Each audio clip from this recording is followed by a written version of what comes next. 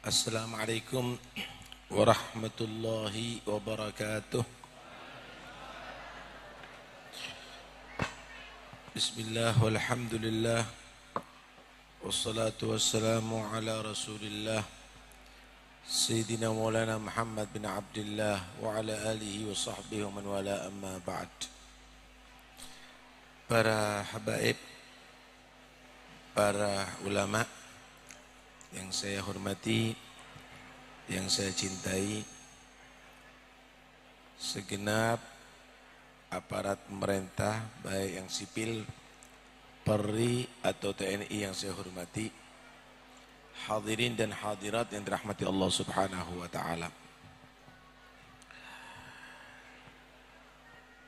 Berkah yang paling besar kalau kita menjadi orang yang taat kepada Allah. Barakah Allah itu bisa dicapai kalau kita menjadi orang yang taat. Ada satu hadits qudsi Allah berfirman, "Inni idza uti'tu raditu wa idza raditu baraktu wa laisa li barakati nihayah." Aku ini Allah, kalau ditaati aku ridho. Kalau aku ridho, aku berkahi. Berkah umurnya, berkah keluarganya, berkah hartanya, berkah hidupnya, dan barokahku nggak ada batasnya. Sampai turunannya akan dapat berkah. Turun temurun sampai hari kiamat dapat berkah. Wa kana abuhuma salihah. Kalau orang yang soleh itu berkahnya sampai turunan, Pak. Anak-anaknya ikut katut jadi soleh. Cucu-cucunya katut jadi soleh. Wa idza usitu ghadibtu. Wa idza ghadibtu la'antu. Wa la'nati tablughu sabi' min al-aulad. Aku Allah ini kalau dimaksiati marah. Kalau aku marah, aku laknat. Kalau aku laknat, laknatku itu sampai 7 turunan akan bisa dirasakan. Karena itu hati-hati, jangan main-main. Jadilah orang yang taat, supaya berkahnya sampai ke anak cucu. Jangan jadi orang yang maksiat, laknatnya sampai anak cucu. Na'udzubillah min dzalik. Saudara, taat kepada Allah itu adalah kalau kita taat kepada Rasulullah. Wa man yuti'ir rasula faqad ata'a Allah. Siapa orang yang taat kepada Rasul, itu berarti taat kepada Allah. Lah kalau sudah taat kepada Rasulullah, maka akan dapat barokahnya Nabi. Lah barokahnya Nabi ini sudah tidak terbatas lagi. Ada satu cerita, satu orang kaya raya, punya anak cuma 2. Waktu meninggal warisannya sangat banyak. Banyak sekali warisannya. Kakak mendapatkan separuh harta, adik mendapatkan separuh harta. Di antara warisan itu ada 3 helai rambutnya Nabi. Ada 3 helai rambutnya Nabi. Sama kakaknya diambil 1. Sama adiknya dikasih 1. Tinggal 1 helai. Sama kakaknya mau dipotong. Separuh aku, separuh kamu. Harus adil. Kata adiknya, jangan, rambutnya Nabi, jangan dipotong, kata dia. Lalu terus gimana? Akhirnya adiknya menawarkan, gimana kalau 3 rambut helai Nabi ini, 3 helai rambut Nabi ini aku ambil, hartaku yang separuh ini tak kasihkan kamu. Dunia yang aku dapatkan tak kasihkan kamu. Saya cuma memilih 3 helai rambut Nabi. Kakaknya duniawi, adiknya Nabi. Ini ngitung materi, ini ngitung berkahnya Nabi. Sepakat kakaknya. Ya, kalau memang kamu mau, boleh, silakan. Masya Allah. Ini rambutnya Nabi ditaruh di kotak yang bagus, dibawa selalu di kantongnya. Satu saat dibuka, dia sholawat salam kepada Nabi, dia berdoa, tutup lagi, taruh lagi. Kemana-mana dibawa. Kemana-mana dibawa, semakin rindu, semakin cinta kepada Nabi Muhammad SAW. Adapun kakaknya urusan dunia, ternyata ya nggak berkah. Merosot dalam waktu yang singkat, faniyal mal kullu, habis hartanya. Adapun adiknya, karena yang dipilih berkahnya Nabi, ternyata subhanallah pekerjaannya berkah, keluarganya berkah, hartanya banyak saudara. Cuma umurnya nggak panjang, meninggal. Salah satu orang soleh di zaman itu mimpi, Pak. Dia bertemu dengan Rasulullah. Nabi pesan, "Qul linnas man kana lahu hajah."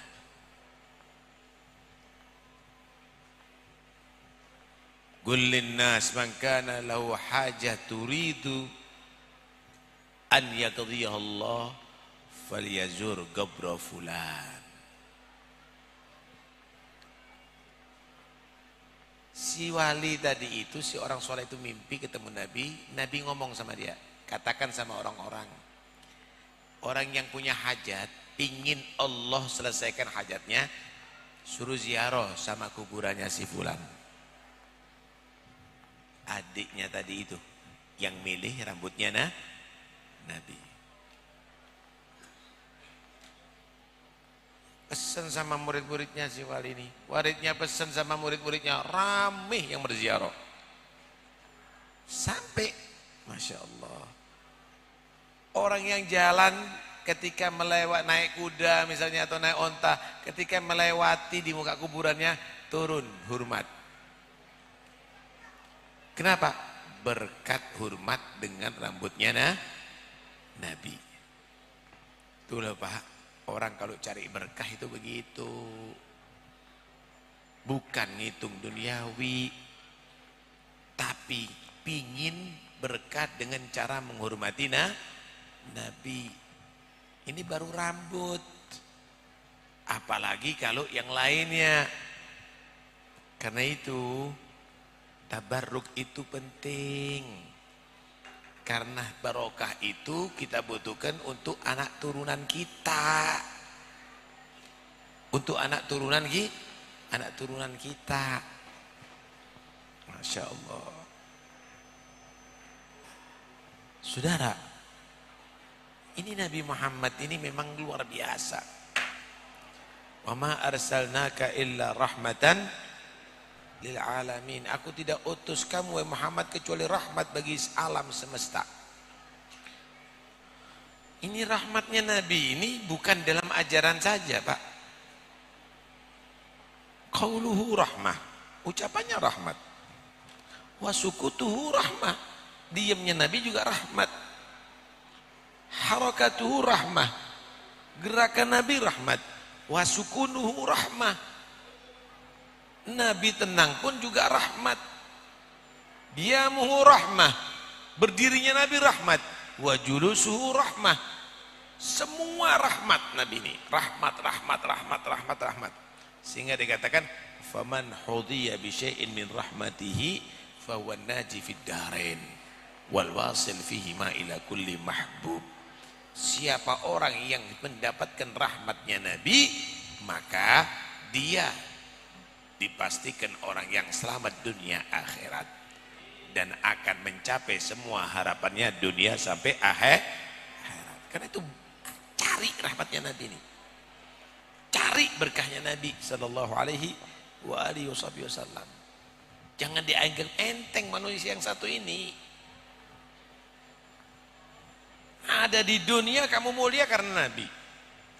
Coba kamu pikirkan, kita ini menjadi umatnya Nabi Muhammad, mendapatkan gelar khaira ummah, kuntum khaira ummatin ukhrijat lin nas, sebaik-baik umat. Kenapa sih? Kenapa kok kita ini lebih mulia daripada umatnya Nabi Musa, umatnya Nabi Isa, umatnya Nabi Ibrahim, umatnya Nabi Nuh, umatnya nabi-nabi yang dahulu? Apakah karena ibadahnya kita lebih banyak daripada mereka? Enggak. Apakah karena tenaganya kita ini lebih kuat daripada mereka? Tidak. Apakah karena umurnya kita lebih panjang? Enggak. Apa ya alasannya?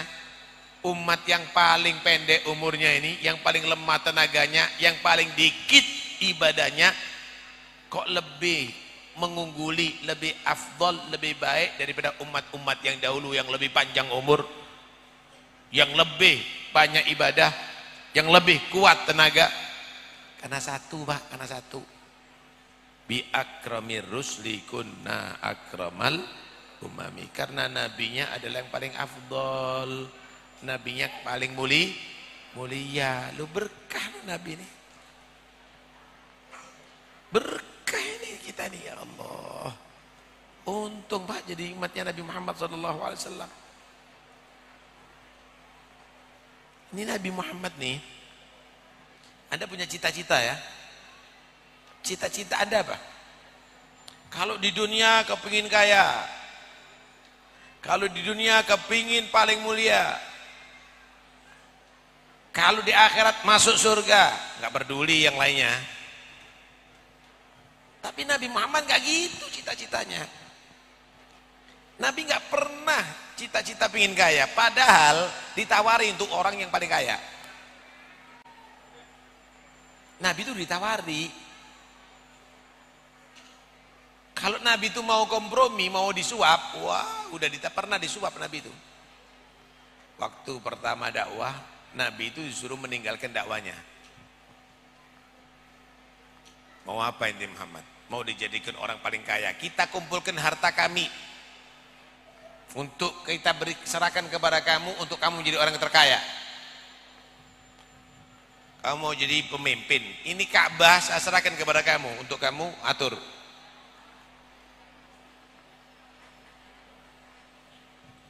Pingin perempuan yang cantik pendamping kamu, pilih mana?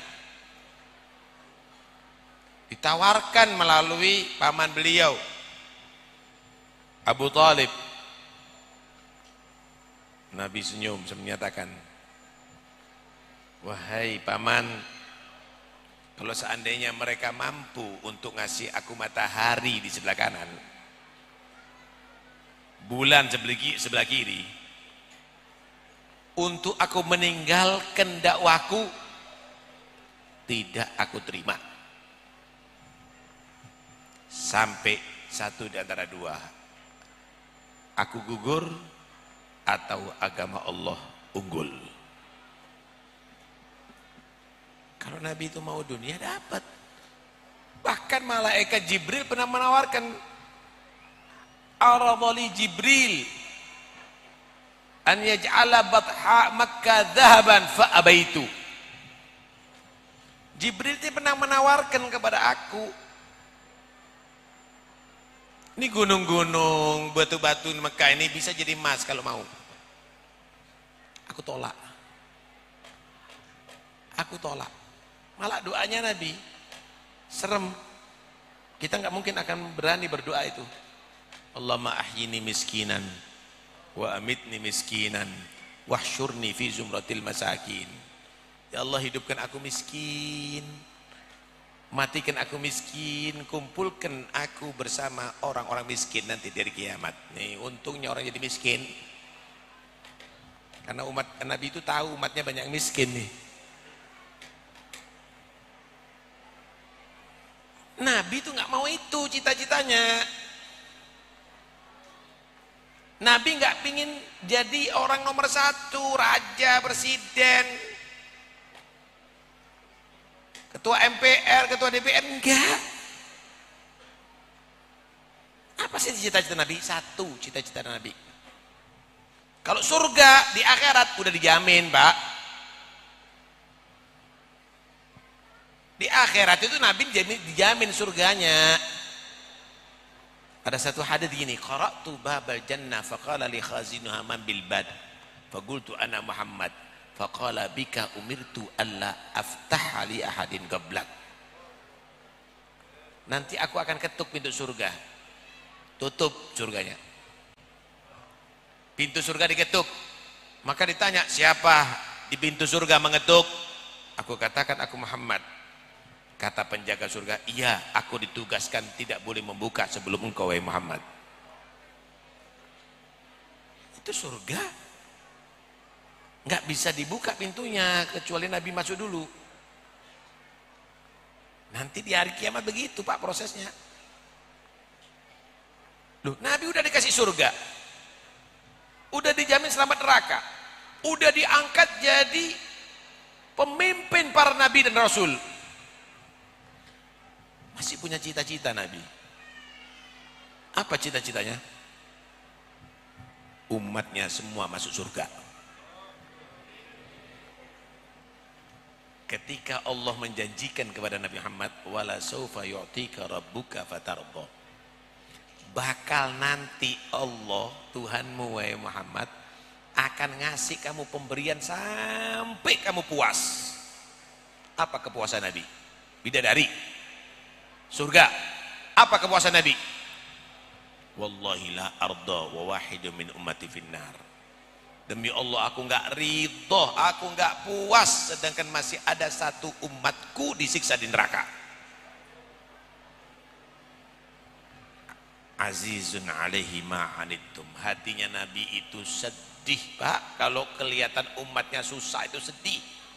Karena itu jangan ada satupun yang membuat umatnya Nabi ini sedih. Nabinya sedih. Nabi itu paling sensitif kalau umatnya diganggu. Sehingga ada satu riwayat, tidak ada satu duri yang menusuk umatku kecuali aku Muhammad merasakan sakitnya. Allah.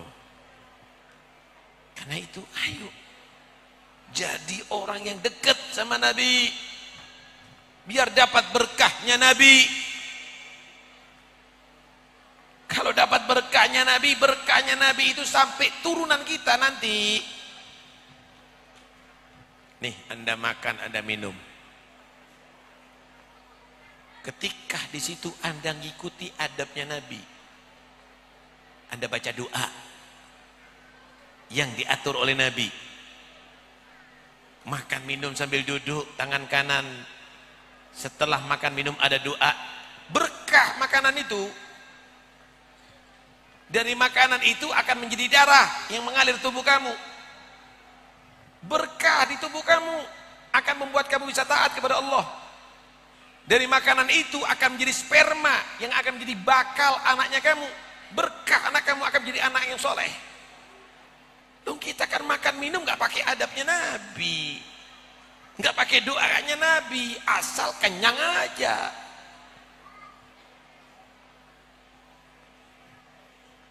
Rumah kamu coba masuk dengan doa Nabi, pakai salam, kemudian diisi dengan sholawat, diisi dengan sholat berjamaah, diisi dengan qiyamul lail. Berkah itu rumah. Berkah itu rumah. Masuk pasar, masuk toko, baca doanya Nabi. Cara kerjanya, jangan sampai ada riba, kemudian jujur, amanat, berkah hasilnya. Anak juga begitu, diajari cinta Nabi, cinta keluarganya Nabi, cinta baca Al-Quran, cinta kepada ulama. Berkah anak-anaknya. Semua berkah itu kembali kalau kita ngikuti Nabi, taat kepada Nabi Muhammad sallallahu alaihi wasallam. Berkah semuanya Nabi itu, Pak, berkah. Karena itu para sahabat itu melihat sosok Nabi ini bukan manusia biasa. Ini manusia ujung rambut, ujung kaki rahmat. Ujung rambut, ujung kaki semuanya berkah. Sehingga ketika beliau meludah, rebutan sahabat itu. Enggak ada ludahnya Nabi tak jatuh ada di tanah. Terima sama tangan-tangan mereka, mereka usap-usapkan ke tubuh-tubuh mereka. Ketika beliau wudu, mereka berebut air bekas wudunya Nabi. Kalaupun mereka nggak dapat air yang langsung, tangan-tangan temennya yang basah diusap sama dia. Ketika beliau cukur rambut, nggak ada satupun helai rambut yang terbuang. Dibagi. Karena mereka tahu, disinilah ada berkah Nabi. Nah, karena itu rugi loh kalau kita ini nggak bisa dekat sama Nabi ini. Padahal kita mampu. Pak, sampai ini mampu. Saya mau tanya, kalau Nabi itu cita-citanya sama punya cita-cita sama-sama umatnya masuk surga. Sampean punya ndak cita-cita masuk surga bersama Nabi? Ini loh yang repot. Kita nggak punya cita-cita gitu. Padahal Anda mampu. Dengarkan Nabi SAW bersabda, man ahya sunnati faqad ahabbani wa man ahabbani kana ma'i fil jannah. Siapa orang yang menghidupkan sunnahku, berarti dia benar-benar cinta kepada aku. Siapa yang cinta dengan menghidupkan sunnahku, sama aku ada di surga, bersama aku ada di surga. Saudara, bersama dengan gubernur 2 menit aja di foto, itu anak-anaknya diceritakan, cucu-cucunya ceritakan, ini kakek dulu waktu dulu foto sama gubernur. Belum tentu gubernurnya masuk surga, saudara. Tapi Anda dijanjikan sama Nabi, sama aku di surga. Tempat yang paling istimewa di surga itu tempatnya Nabi.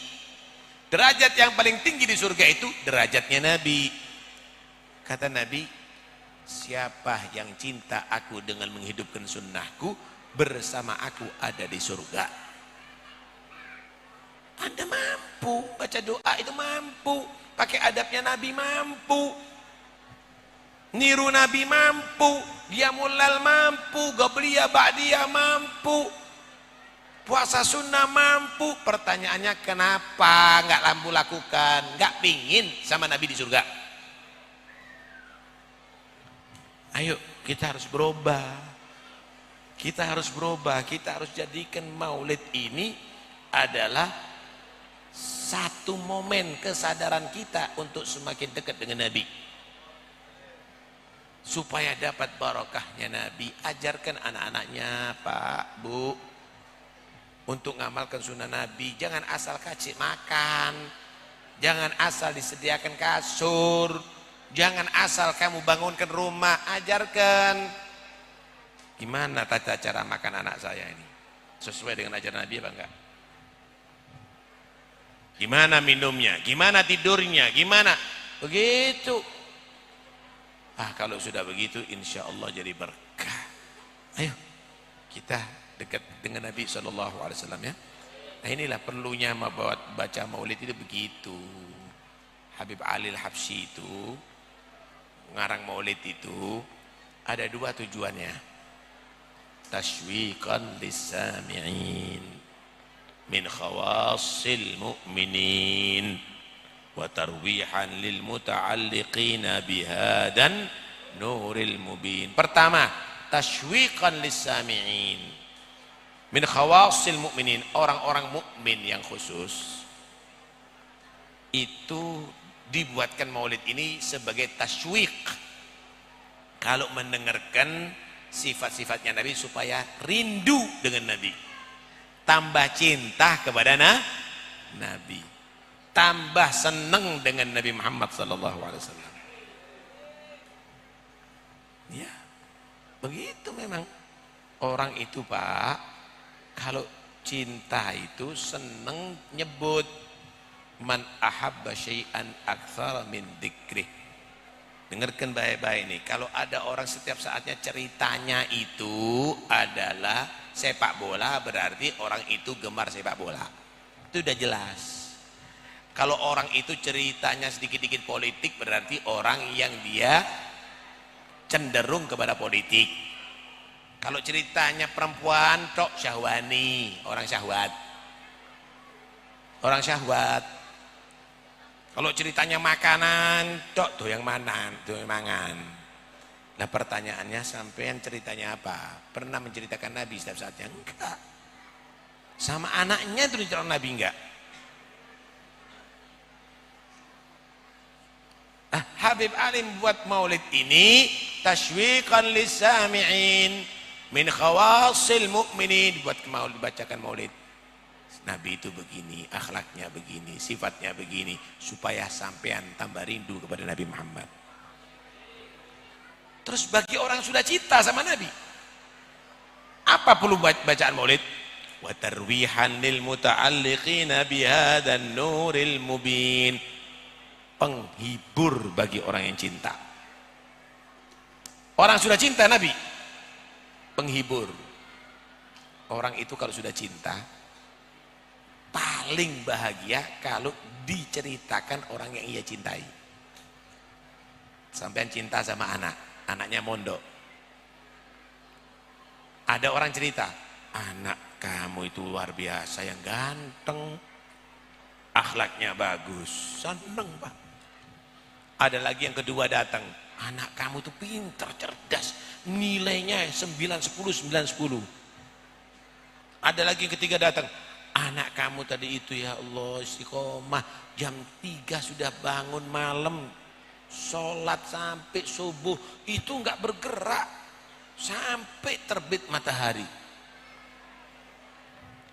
Ratusan orang cerita, sampean akan seneng. Kenapa? Begitulah orang kalau sudah cinta, hiburannya adalah mendengarkan cerita orang yang dicintai. Kalau perlu diulang-ulang, ya apa anak saya, besok ketemu lagi, anak saya gimana, kamu lihat, itu hiburan. Orang yang sudah cinta sama Nabi, dia akan terhibur dengan bacaan maulid ini, nggak bosen-bosennya. Yang belum kenal sama Nabi supaya cinta, yang udah cinta supaya terhibur. Begitu maulid itu Pak. Bukan maulid ini hanya rebana, hanya qasidah. Karena itu ayo kita tingkatkan kualitas maulid kita. Alhamdulillah udah dididik cinta dengan mau. Alhamdulillah, syukur sama Allah. Tinggal kita tingkatkan kualitas maulid ini. Mudah-mudahan insyaallah Allah subhanahu wa ta'ala jadikan Nabi Muhammad adalah idola kita, makhluk yang paling kita cintai, lebih kita cintai daripada segala-galanya, lebih kita cintai daripada air ketika kita haus, lebih kita cintai daripada makanan ketika kita lapar. Mudah-mudahan Nabi Muhammad sallallahu alaihi wasallam akan mengetahui kita bahwa kita semuanya menghadiri majlis ini karena cinta kepada beliau, dan akan menjadi sebab sholawat kita menjadi berkat hubungan kita dengan Nabi. Salatan yattasilu biha ruhul musalli alaihi bih, salawat yang bisa menggabungkan, merekatkan, melengketkan ruh orang bersolawat dengan ruhnya Nabi Muhammad sallallahu alaihi wasallam. Dan mudah-mudahan insyaallah nanti di hari kiamat Allah takdirkan kita semuanya menghadap dengan Nabi. Nabi ridha kepada kita, Nabi bahagia dengan kita, memberikan syafaatnya kepada kita. Amin Allahumma Amin, amin, Allahumma amin. Mudah-mudahan insya Allah yang punya hajat bubar dari majlis ini Allah sampaikan semua hajatnya. Yang sakit Allah berikan kesembuhan. Yang sehat Allah jauhkan daripada segala penyakit. Yang banyak dosa diampuni dosanya oleh Allah. Yang malas mudah-mudahan menjadi giat dalam ibadah. Yang jauh menjadi dekat. Dan mudah-mudahan Allah berikan berkah kepada kita. Berkah dalam umur kita. Berkah dalam badan kita. Berkah dalam anak-anak kita. Berkah dalam keluarga kita. Berkah dalam pekerjaan kita. Dan mudah-mudahan insya Allah berkah ini sampai ke anak turun kita. Amin ya rabbal alamin. Mudah-mudahan anak-anak kita jadikan anak yang salihin, yang salihat, diselamatkan daripada segala yang merusak akidah mereka, merusak akhlak mereka. Mudah-mudahan dijauhkan mereka semuanya daripada narkoba, daripada minuman keras, daripada perzinahan. Jadikan anak-anak yang saleh, yang bisa membahagiakan kita dunia sampai akhirat, yang bisa bermanfaat bagi kita dunia sampai akhirat. Kalau memang ada anak-anak kita yang demikian, mudah-mudahan Allah buka hatinya, Allah jadikan mereka orang yang bertobat, jauh daripada segala dosa. Dan mudah-mudahan insya Allah kita semuanya, mudah-mudahan setelah panjang umur, sehat walafiat, mati husnul khatimah, mati husnul khatimah. Ya Allah biha, ya Allah biha, ya Allah bihusnil khatimah. Mudah-mudahan insyaAllah ketika sakaratil maut Allah hadirkan Nabi Muhammad untuk berikan syafaat dan bantu kita untuk mengucapkan la ilaha illallah. Mudah-mudahan ketika kita dalam kubur semua meninggalkan kita, kita sendiri di tempat yang sempit dan gelap itu, Allah hadirkan Nabi Muhammad untuk membantu kita bisa menjawab pertanyaan mungkar dan nakir. Mudah-mudahan di hari kiamat semua nuntut kepada kita. Saat itu mudah-mudahan Allah hadapkan kita kepada Nabi Muhammad, dan Nabi Muhammad berkenan berikan syafaatnya kepada kita. Saya tutup khutbah ini, kita baca la ilaha illallah ya. Kita baca la ilaha illallah. Yang kita andalkan, mudah-mudahan Allah mentakdir kita bisa mengucapkan la ilaha illallah di akhir umur kita. Amin ya rabbal alamin. Mudah-mudahan ini disaksikan oleh Nabi ya, disaksikan oleh para malaikat. Mudah-mudahan harapan kita ini Allah takdirkan bisa di akhir hayat kita mengucapkan la ilaha illallah.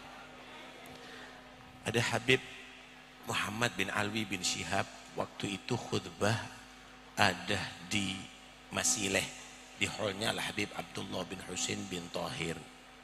Khutbah Pak, khutbah. Di akhir khutbahnya dia bawa satu hadis, man kana akhiru kalami la ilaha illallah dakhalal jannah. Siapa orang yang akhir kalimatnya la ilaha illallah masuk surga. Ulama menyatakan masuk surga di sini bi ghairi hisab. Nuntun Habib ini la ilaha illallah, diikuti sampai 3 kali, duduk meninggal dunia saudara. Ya Allah ya Rabb, mudah-mudahan kita husnul khatimah semuanya ya. Mudah-mudahan mati dapat mengucapkan la ilaha illallah, tidak terfitnah dengan syaitan, tidak terfitnah dengan dunia. Saya tuntun ya, mengucapkan la ilaha illallah, ucapkan dengan penuh iman dan harapan. Kalimat itu akan bisa kita ucapkan di akhir umur kita, setelah panjang umur, sehat walafiat. Qala Rasulullah sallallahu alaihi wasallam, qala Allah ta'ala la ilaha illallah hisni wa man dakhala hisni amina min adabi. La ilaha illallah,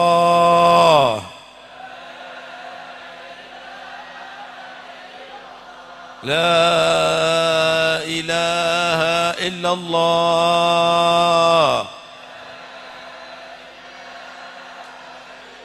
la ilaha illallah,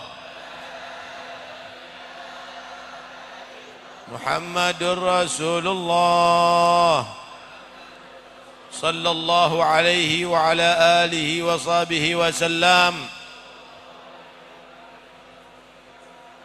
Kalimatu haqqin 'alaiha nahya wa 'alaiha namut wa 'alaiha nub'atsu insyaallah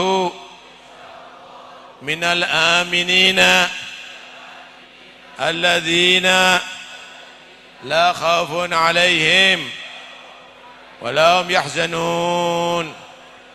اللهم حققنا حقيقة لا إله إلا الله، اجعلنا من أهل لا إله إلا الله، ومن خواص أهل لا إله إلا الله، وفي دائرة لا إله إلا الله، وفي حصن لا إله إلا الله.